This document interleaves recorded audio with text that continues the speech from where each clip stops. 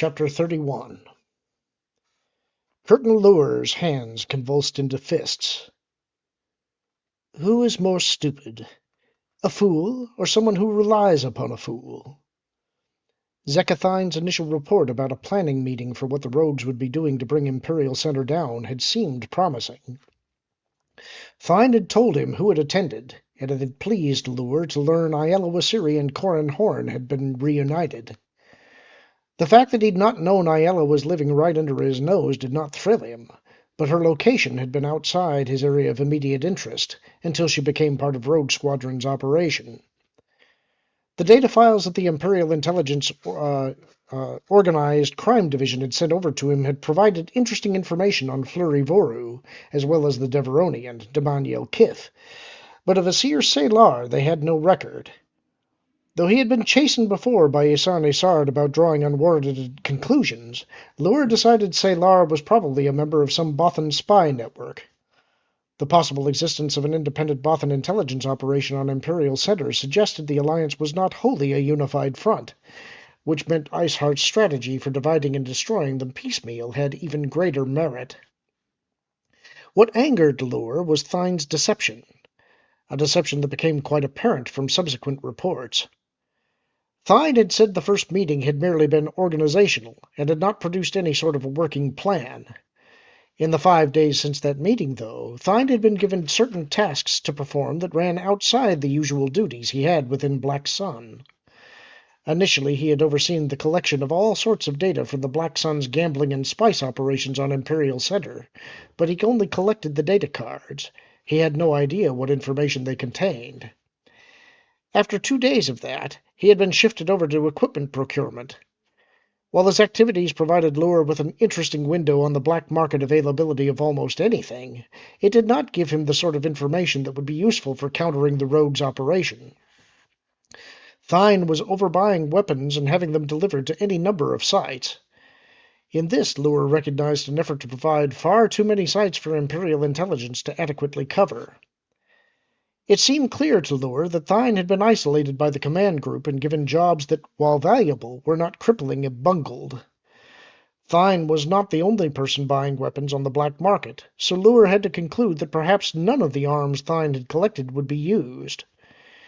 Loor would have decided Thine's cover had been blown, but Voru's file left little doubt about how the man would have been dealt with if Black Sun knew Patches was working with the Empire. Several things seemed obvious to Loor. The first was that Thine had managed to show himself to be unreliable. He assumed this was because Thine clearly would have loved to supplant Voru as the head of Black Sun, and Voru just as clearly would want to prevent that from happening. Thine's animosity for Corin and Aiella could have also made him a liability in any planning councils. Loor had decided that Thine had been ejected from the initial meeting before plans had been discussed, and only later learned that Thine had been concussed and amnesia blanked the substantive part of the meeting.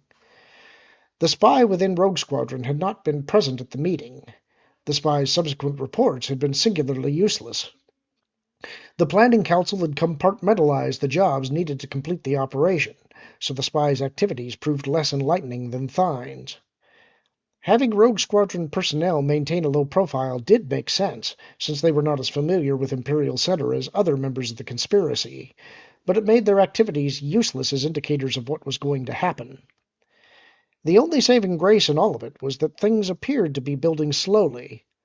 Isard had told Loor that nothing could happen before 2 weeks, the incubation period of the new strain of the Krytos virus. The Celestans taken in the warehouse had been injected with the virus 10 days earlier, so he was very close to his deadline already. Isard said she'd already introduced the virus into the water supply, so countless creatures were already ingesting it. Loor himself had taken to boiling water and only drinking wines imported from other worlds. Even though the virus was not supposed to infect humans, he wanted to take no chances. Loor sat back in the shadowed depths of his office and rubbed a hand against his forehead. The key to taking any planet was to lower its shields and drop troops. While a planetary bombardment might cause a lot of damage, only troops on the ground could take and hold real estate. Without the shields going down, that couldn't happen, so the shields had to be the logical target for the rogues. The obvious target for taking the shields down was to attack the shield generators themselves. Loading a land speeder full of Nergon-14 and having a suicide bomber run it into a generation station seemed the most expedient way of dealing with the shields. Two facts argued against that as a strategy. The sheer number of stations would require a metric ton or two for the rebels to obliterate them all, and the rebels had not, to his knowledge, purchased any Nergon-14 so far. More importantly, destroying the shield generators would work against their future efforts to hold the planet. A strike against the power generation stations had similar problems. There were even more of them than there were shield generation stations. The planet's electrical grid was coordinated such that an area that lost its local power plant would immediately have energy supplied by others in nearby sectors. Flickering lights would be the only sign of disruption. In his months on Imperial Center, Loor had only seen lights flicker when one of the powerful local thunderstorms broke over a building where he was. The obvious target was the computer that controlled everything on Imperial Center, but Loor had seen prisons that had less security than the central computer. The center had its own platoon of stormtroopers, and the barracks within a 50-kilometer radius had orders to respond to alarms there with all speed and firepower at their command. The facility itself had been built with more demanding specifications than those of any other building on the planet, including the Imperial Palace.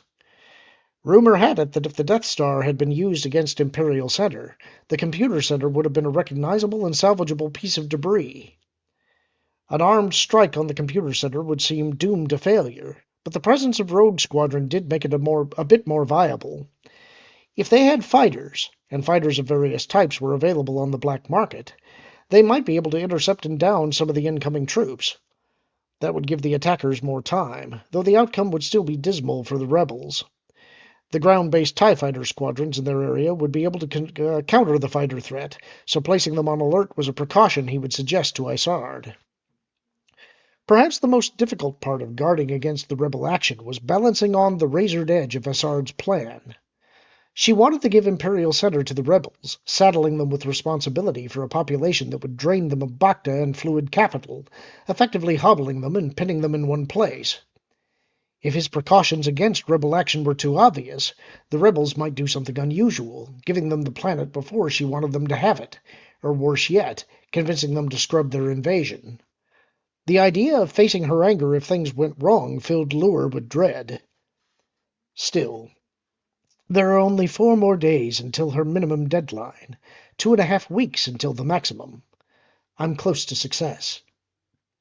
Loor nodded slowly in the darkness. If Derricote delivers what he promises with this Celestan group, the rebels will take a dying world, and their movement will die right along with it. And that's the end of the chapter. Hope you enjoyed it. Talk to you soon.